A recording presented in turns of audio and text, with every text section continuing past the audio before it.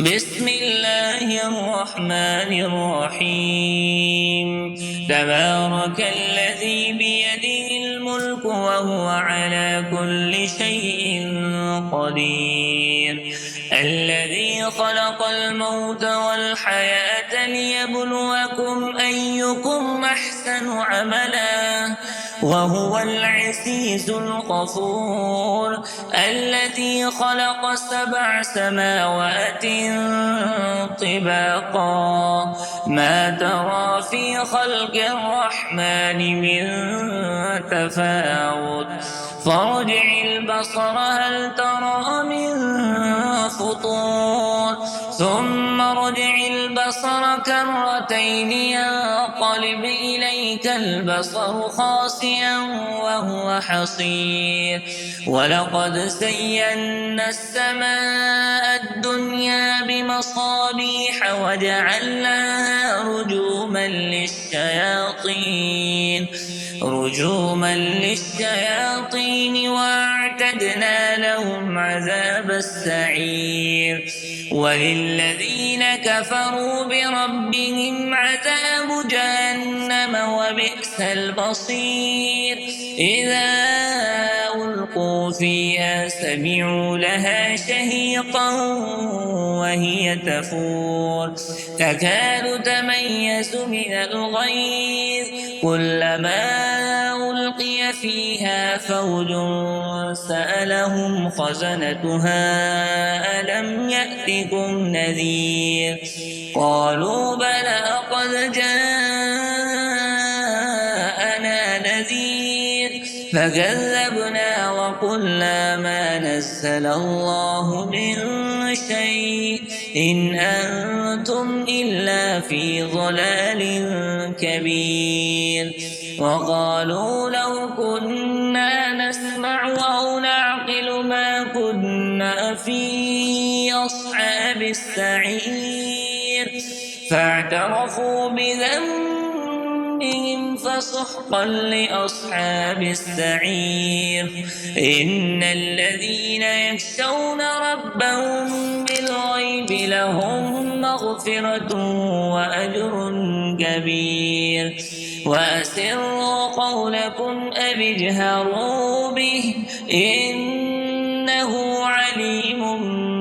بذات الصدور ألا يعلم من خلق وهو اللطيف الخبير هو الذي جعل لكم الأرض ذلولا فامشوا في مناكبها وكلوا من رزقه وإليه النشور أأمنتم من في السماء أن يخسف بكم الأرض فإذا هي تمور أم أمنتم من في السماء أن يرسل عليكم حاصبا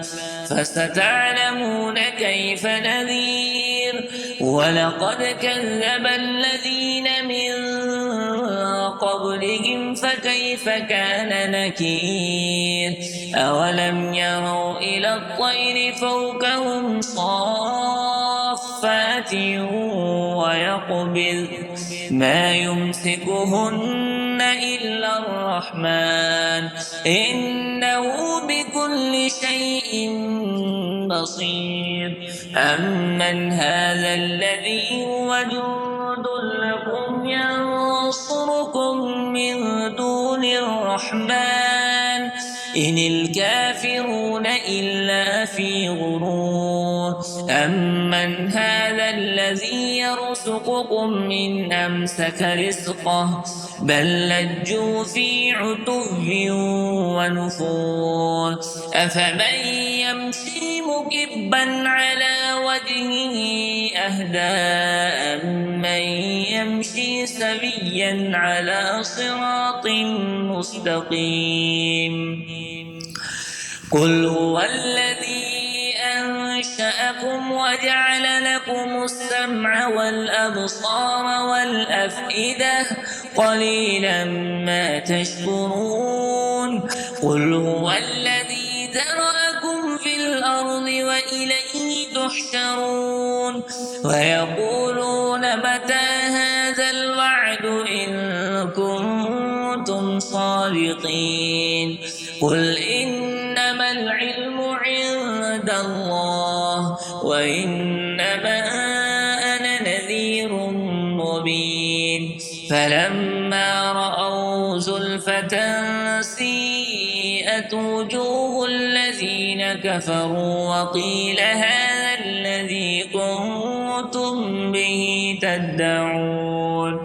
قل أرأيتم إن أهلكني الله ومن معي أو رحمنا فمن